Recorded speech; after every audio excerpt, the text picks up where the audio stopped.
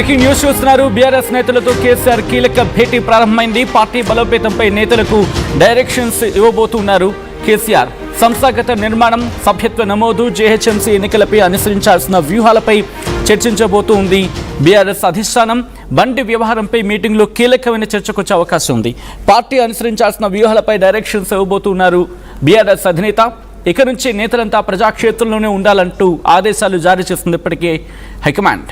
Party లైన్లో పనిచేసే వారికి వచ్చే ఎన్నికల్లో టికెట్లు ఇస్తామంటూ కేసీఆర్ ఇప్పటికీ గత సభలు కూడా చెప్పుకొచ్చారు. ఇప్పుడు కూడా రీట్రేట్ చేసే అవకాశం ఉంది అంశాన్ని.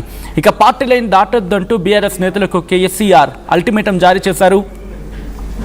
ప్రభుత్వ వైఫల్యాలపై ప్రజాక్షేత్రంలో కొట్టడాలను పిలుపునిచ్చారు. మీరు చూడొచ్చు విజువల్స్లో మాజీ మంత్రులు ఒక్కొక్కరు అక్కడికి చేరుకుంటున్నారు.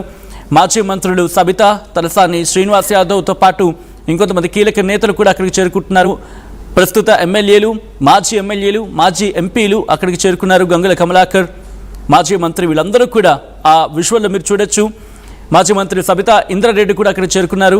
మాజీ మంత్రి మహమూద్ అలీ, మాజీ హోంశాఖ మంత్రి మహమూద్ అలీ కూడా అక్కడికి చేరుకున్న విజువల్స్ మీరు చూస్తున్నారు. ప్రస్తుతం కీలకమైన భేటీ జరుగుతుంది. ప్రభుత్వ అవినీతి హామీల అమలుపై కార్యాచరణను నేతలకు వివరించబోతున్నారు గులాబీ బాస్. ఎటువంటి చర్చ జరుగుతుంది, ఎటువంటి భేటీ జరుగుతోంది, ఎటువంటి ఉత్కంఠ ఉంది, అండ్ బీఆర్ఎస్ క్యాడర్ ఏం ఎక్స్పెక్ట్ చేస్తోంది, అండ్ బీఆర్ఎస్ క్యాడర్లో ఎటువంటి స్టేట్మెంట్స్ వినిపిస్తున్నాయి అంటే వాళ్ళ బాస్ కేసీఆర్ ఎటువంటి డైరెక్షన్స్ ఇవ్వబోతున్నారని చెప్పి ఇటు క్యాడర్ నుంచి వినిపిస్తుంది. డీటెయిల్గా తెలుసుకునే ప్రయత్నం చేద్దాం.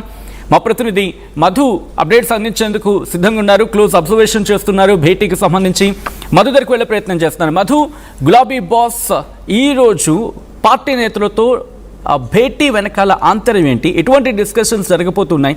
ఎటువంటి డైరెక్షన్స్ ఇవ్వబోతున్నారు? అండ్ ఎందుకంటే మొన్నే సభ అయింది అండ్ ఈరోజు మళ్ళీ భేటీ. ఈ భేటీకి ప్రాధాన్యత ఏంటి? ఎగ్జాక్ట్లీ, జగిత్యాలలో జీవన్ రెడ్డి జాయినింగ్ తర్వాత కాస్త కేసీఆర్ యాక్టివ్ అయ్యారు.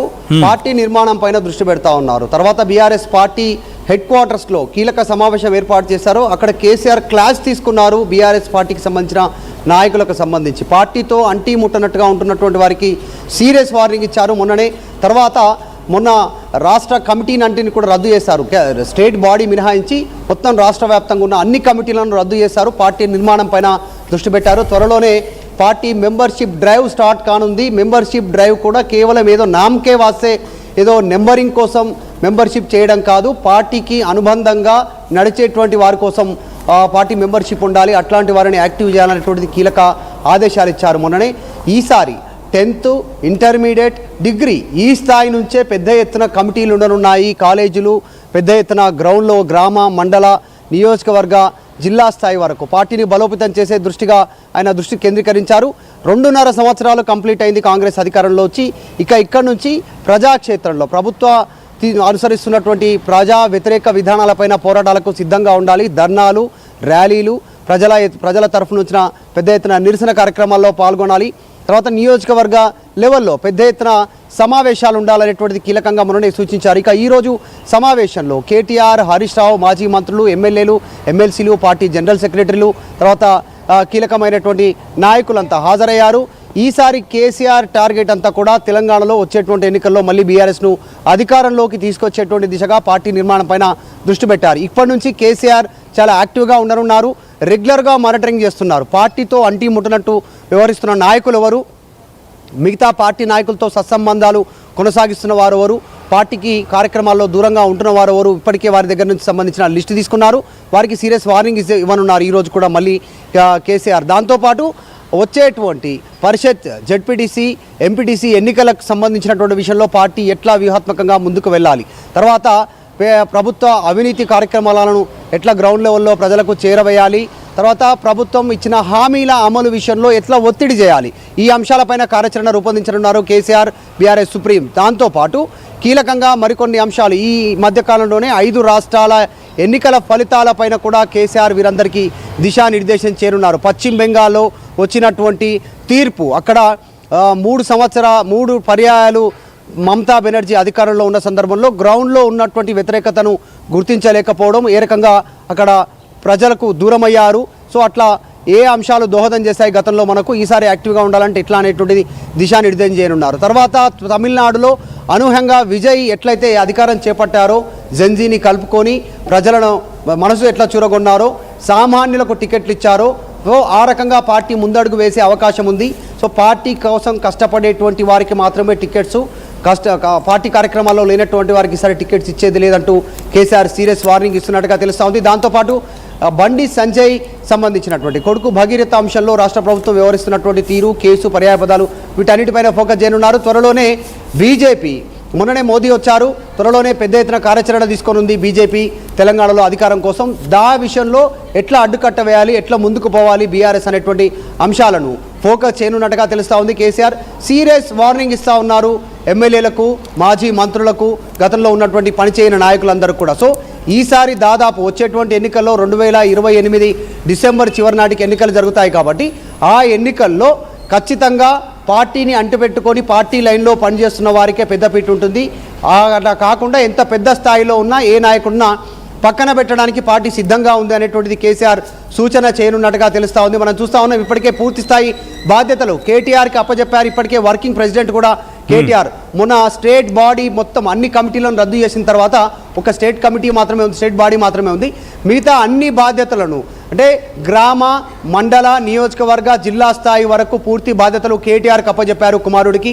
సో పార్టీ నిర్మాణం పైన కేసీఆర్ దృష్టి పెట్టనున్నారు. రాష్ట్రంలో జరుగుతున్న అంశాలపైన సీరియస్ ఫోకస్ చేస్తూ ఉన్నారు. త్వరలోనే కేసీఆర్ భారీ బహిరంగ సభకు కూడా ప్లాన్ చేస్తున్నట్టుగా తెలుస్తూ ఉంది వరంగల్ వేదికగా.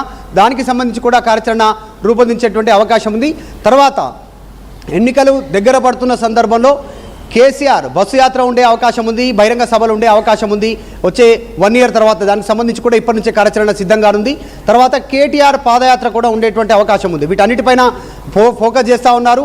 ఇటు ప్రభుత్వం నుంచి వస్తున్నటువంటి ఒత్తిడి పైన కూడా దానిపైన చర్చించేటువంటి అవకాశం ఉంది కేసీఆర్ పార్టీ ముఖ్య నాయకులతో. ఒకటి కాళేశ్వరం విద్యుత్కి సంబంధించినటువంటి అంశంలో కావచ్చు, ఫోన్ ట్యాపింగ్ వ్యవహారంలో కావచ్చు, ఫార్ములా ఈ రేసింగ్ విషయంలో కావచ్చు. నెక్స్ట్ ఫర్దర్గా కాంగ్రెస్ ప్రభుత్వం నుంచి ఎట్లాంటి స్టెప్ ఉంటుంది, దాన్ని లీగల్గా ఎట్లా ఫేస్ చేయాలి, ప్రజల్లో ఎట్లా దాన్ని తీసుకెళ్లగలగాలి అనేటువంటి అంశం పైన వీరందరితో చర్చించేటువంటి అవకాశం ఉంది. సో కేసీఆర్ నిర్ణయం అత్యంత కీలకం. ఈరోజు సమావేశం చాలా కీలకంగా భావిస్తూ ఉంది బీఆర్ఎస్ పార్టీ.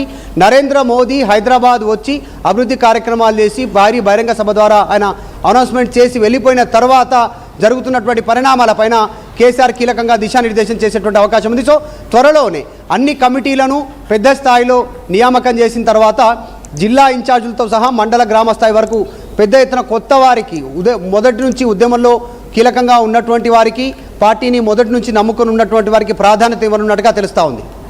ఆల్రైట్, ఇక్కడ బండి సంజయ్ కొడుకు బండి భగీరథ విషయం కూడా డిస్కషన్కి వచ్చే అవకాశం ఉంది అని పెద్ద ఎత్తున చర్చ జరుగుతూ ఉంది. అంటే ఈ విషయాన్ని క్యాడర్కి ఏమైనా చెప్పి కాస్త ఉధృతంగా తీసుకెళ్లే ప్రయత్నం చేయండి అని డైరెక్షన్స్ ఇచ్చే అవకాశం ఉందా? ఎటువంటి డిస్కషన్ జరిగే అవకాశం ఉంది? ఇటు పార్టీలో ఎటువంటి చర్చ ఉంది మధు? ఇప్పటికే ఆల్రెడీ ఇది 4th డే కేసు నమోదైనప్పటి నుంచి అప్పటి నుంచి ఇప్పటి వరకు పూర్తి స్థాయిలో బండి సంజయ్ కుమారుడు బండి భగీరథ్ అంశాన్ని పెద్ద ఎత్తున సోషల్ మీడియా ద్వారా బీఆర్ఎస్ ప్రజల్లోకి తీసుకెళ్లే ప్రయత్నం చేస్తూ ఉంది. వాయిస్ ఎక్కువగా బీఆర్ఎస్ వినిపించే ప్రయత్నం చేస్తూ ఉన్నారు. బీఆర్ఎస్ పార్టీ జనరల్ సెక్రటరీ, మాజీ ఐపీఎస్ అధికారి ఆర్ఎస్ ప్రవీణ్ కుమార్ దీన్ని పెద్ద ఎత్తున జనాల్లోకి తీసుకెళ్లే ప్రయత్నం చేస్తున్నారు. పార్టీ ఆదేశించినటువంటి ప్రకారం కొద్దిసేపటి క్రితం కేటీఆర్ కూడా ట్వీట్ చేశారు, నిన్న హరీష్ రావు ట్వీట్ చేశారు.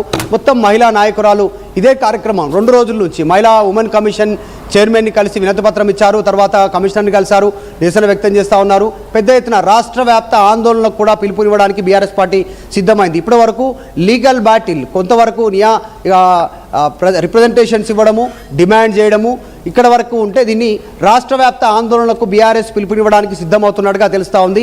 బండి భగీరథ్ని ఇమీడియట్గా అరెస్టు చేయాలి, పోక్సో కేసుకు సంబంధించిన అంశం